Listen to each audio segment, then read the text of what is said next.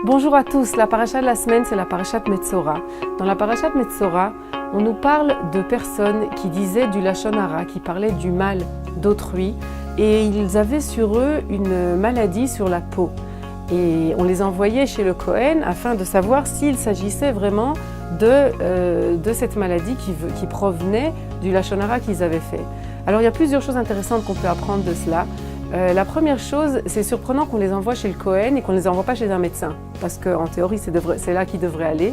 Mais en fait, le Kohen regardait cette maladie qu'il y avait sur la peau, qui était une maladie qui existait, qui n'était pas toujours en lien avec le Lachon Hara. Il vérifiait si cette maladie était imprégnée de façon intérieure dans la peau, que ce n'était pas juste quelque chose de superficiel sur la peau du malade. À partir du moment où c'était quelque chose de superficiel, il pouvait peut-être le renvoyer et l'envoyer chez un médecin et pas chez le Kohen, parce que c'est en effet surprenant qu'on l'envoie chez le Kohen et pas chez le médecin. Mais à partir du moment où le Kohen identifiait que c'était quelque chose qui était profond, alors il s'agissait de la Metzora, de cette maladie qui venait, entre autres, à cause de la faute du Lachon Hara. Et de là, on peut apprendre d'abord que cette maladie n'est pas quelque chose de superficiel, que c'est quelque chose de profond dans la personne.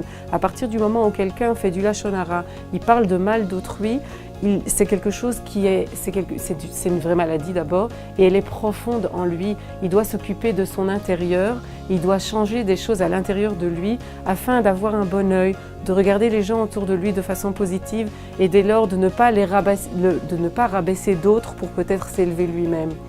Je crois que c'est peut-être pas par hasard que ça se trouve juste avant la fête de Pessah, juste avant la libération vers laquelle on doit aller, parce que probablement cette libération, elle passe aussi au travers de notre façon de voir les autres, de notre façon de nous comporter avec les autres, de notre façon de communiquer avec les autres. On a reçu aujourd'hui tellement de moyens de communication et on doit faire attention de ne pas les employer au contraire pour détruire la communication.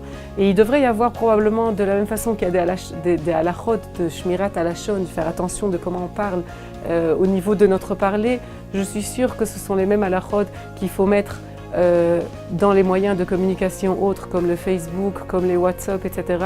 Où là aussi, on devrait employer tous ces moyens pour diffuser le bien, diffuser le bon, parler bien des autres, voir bien les autres. Et alors c'est comme ça que quand ils seront employés à bon escient, qu'on pourra les employer un maximum.